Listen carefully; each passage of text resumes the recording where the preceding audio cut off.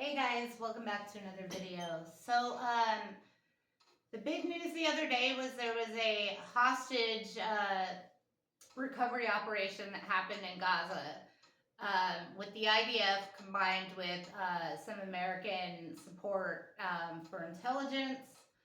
And 4 hostages were rescued, and that's a really big deal. There's been very few hostages brought out throughout this war. And, I'm glad they're home with their families, but there have been a lot of rumors, a lot of omissions, and a lot of disinformation about what happened. So let's talk about what went down. In rescuing these 4 hostages, the IDF killed at least 274 Palestinians. Now, that death toll will most certainly go up because they, as a distraction, decided to bomb a bunch of residential tower buildings, collapsing them on the heads of everyone within. And there are a lot of people still under the rubble, and they're most certainly dead. And 274 already counts as one of the worst massacres of the Gaza war, which has been a massacre every other day. And this is one of the biggest ones. And again, it's a huge undercount. The official number of injured is nearly 700, 698.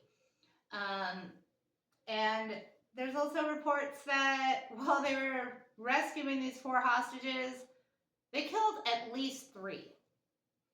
Now, the IDF denies that they killed any of the hostages in this mission, but Hamas said the day of they released a statement saying you killed your own people during this, and the IDF denied it, and they released photos of 3 of the dead, and one of them was an American. That is not making much of the news cycle. They're really trying to quiet that one down and sell this as a win, which it isn't by any metric. So, like I said, details are still emerging, but we're hearing that the IDF Special Forces went in disguised as civilians. There were a few trucks. One of them was disguised to look like a truck carrying displaced people with furniture on it. The other one was reported to look like an aid truck. Going into combat disguised as civilians is a war crime. But hey, that never stopped the IDF, so, why break the streak now, I guess. Okay, so, the aid pier was also reported to be connected to this. Now, I have talked about Biden's sketchy-ass humanitarian aid pier that's barely brought in any humanitarian aid and then, washed away in the sea. Well, they reconnected it the morning of this thing. So it sure makes it sound like this is what it was there for all along, was military purposes. Now, the U.S. has denied the aid pier was used. However, there are photos all over the internet from Israelis who, shot videos with their phones of the mission, the IDF people, and they're taking off on the beach directly next to the pier. So maybe they're saying, oh, well, it wasn't a pier. Technically, they weren't on the pier, which is floating off the coast of Gaza, but they were in the deconflicted humanitarian zone where the pier was. And whether or not it turns out that there was specifically disguised as an aid truck, just the insinuation that the pier is connected to IDF military raids, that any humanitarians are now in so much more danger. I mean, the IDF has already killed hundreds of humanitarian aid workers on purpose. They're already in danger from the IDF. And now they're going to be in danger from Hamas. Because how does Hamas know when it sees an aid truck that this isn't a bunch of IDF people coming in to do another huge massacre? It just puts a target on any humanitarian's back. And the people that pay the price are the people that are already starving.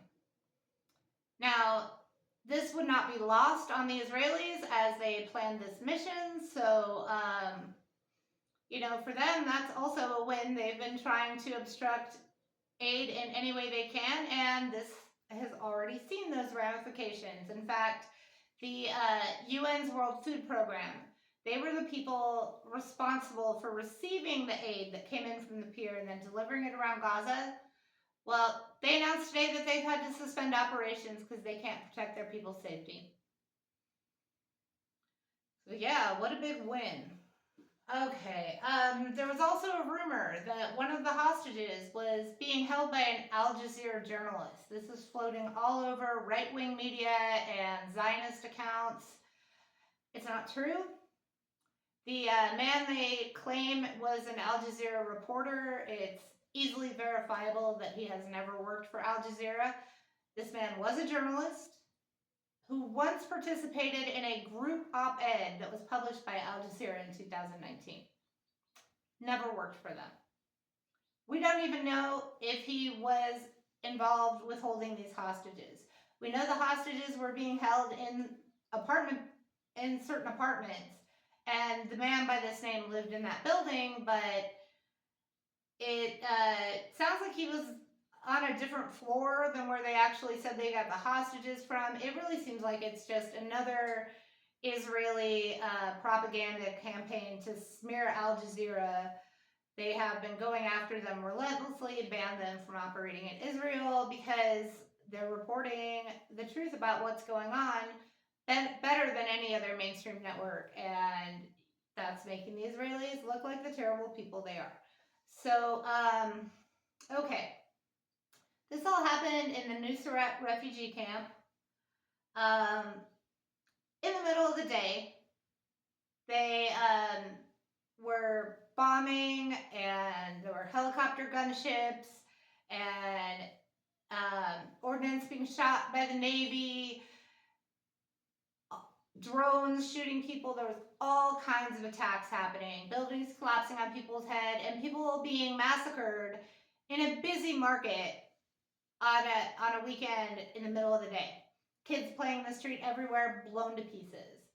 The hospitals, there's like one left that's barely functioning, and there has been some of the heaviest bombing of the war yet in the weeks building up to this, and they were already completely overwhelmed, and now they get like 1,000 people with horrible injuries all at once. There were scenes I can't show you guys, but the hospital floors were just pooled with blood, bodies everywhere. They had so many wounded that the morgue was filled up, and dead people were outside in front on the sidewalk, and injured people were on every square inch of space. Little kids with their brains pouring out, just terrible, terrible, terrible stuff. I mean, we hear bombing, and it doesn't really, if you've never experienced bombing or been in a war zone or military, we don't really think about what that means. We're talking blown to pieces, horrific burns, just awful shit happening mostly to women and children that were just in this market and had nothing to do with anything. Okay, so the hostages themselves, the IDF said they were all in good physical condition, which, we've been hearing from the Israelis for months now that their hostages are being tortured by Hamas and held in dungeons, and all the women are being raped. And as usual with every Zionist accusation, it's a confession, because none of that was happening to their people. They were well taken care of. They were not in dungeons, not in tunnels. They were in homes.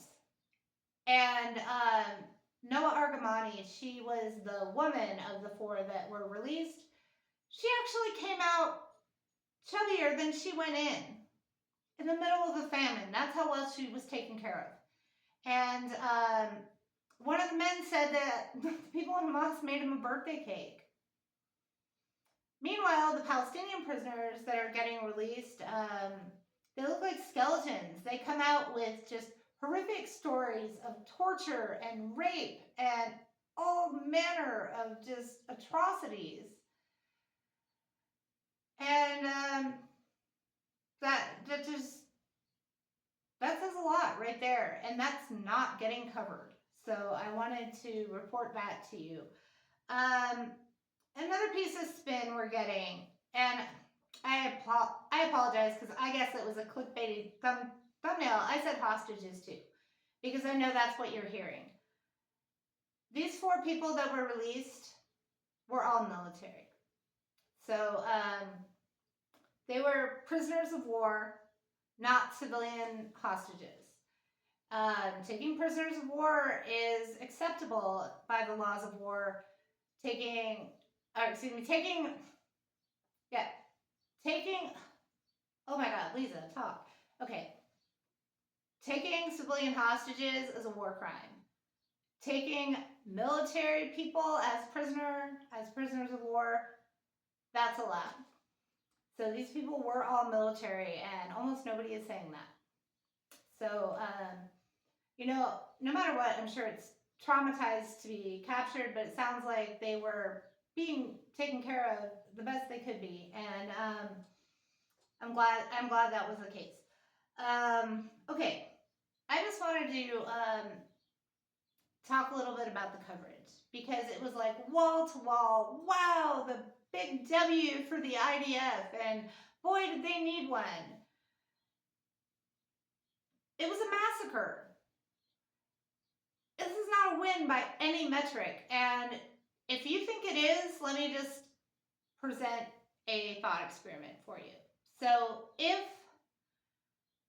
Hamas decided to break into Israel and free some of their people, and they got 4 Palestinian hostages out, but they killed 274 Israelis, injured 700 others, flattened like entire residential blocks, would anybody think that's okay? That wouldn't even be a question that would be asked.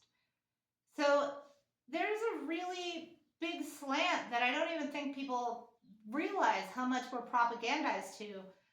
But it's a good way to think. If you hear any story, like, what if this was reversed? Would it still be looked at the same? Would it be okay? This just shows you how little value Palestinian life has. And it's just how numb we get to these numbers. Oh, blah, blah, blah, massacre Palestinians. We've been hearing it day after day after day. It's... Every one of these people is a human being. And this is just not okay. So, yeah, okay, so far, I think, like, let's see, 7 hostages have gotten out, and let's see, there were, so far in the war, we know that, I apologize, I lost my place, y'all. Okay, 105 hostages were released when they had that ceasefire. 4 of them were just released by Hamas, no trade needed, for humanitarian reasons.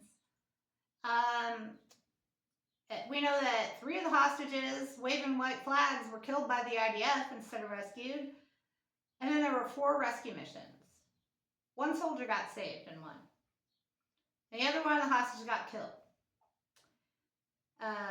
And then there was one where they rescued 2 people while killing 74 Palestinians.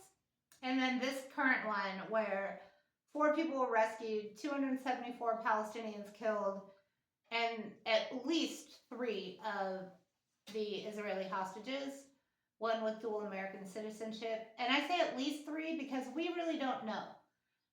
Because when you distract from your operation by carpet bombing an area where you know the hostages are above ground in the houses that you're carpet bombing, who knows how many other ones they got. So anyway, clear, the only way that any significant number of people have gotten out is a ceasefire. And we're not talking about the Palestinian hostages, and we should be, because there have been several exposés lately that they are basically being held in death camps.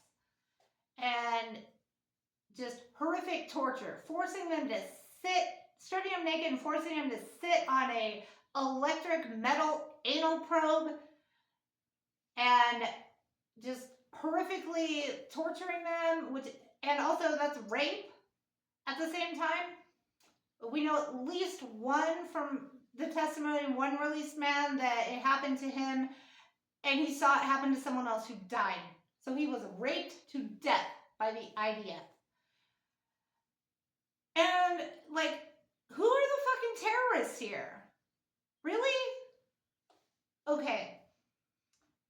All of this was totally unnecessary. There is a ceasefire proposal on the table. You know, theoretically, the Israeli one that the Israelis don't want to agree to because they don't get to keep genociding after they get all their people back without giving it.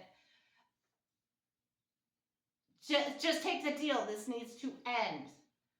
There was no need for any of these people to die. The resistance has been trying to make hostage deals since October. The deal that's on the table now that our government keeps saying, oh, Hamas really needs to accept this. It's basically the same proposal that Hamas already agreed to. And it's the Israelis that, you know, even though it's supposedly theirs, don't want to agree to it. But they, you know what? They don't get to dictate the terms. They're losing the damn war. The only thing they're good at doing is massacring civilians and killing their own people as well. So we need a ceasefire. We need it yesterday. That's the only thing that works here. These stupid commando nonsense, like, because they want some sort of, like, aesthetic victory. None of that is going to get all these people home. Even the IDF spokesperson and chief propagandist Daniel Hagari was saying, yeah, we can't do this for everybody. The only real way to get everybody is a deal.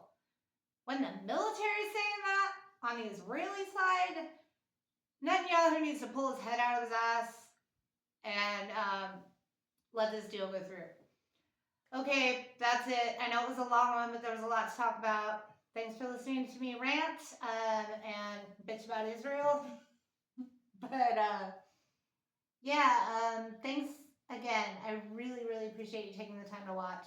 And please subscribe to the channel and hit the like button and comment and do all the stuff and the things. Thank you. Much love and free Palestine.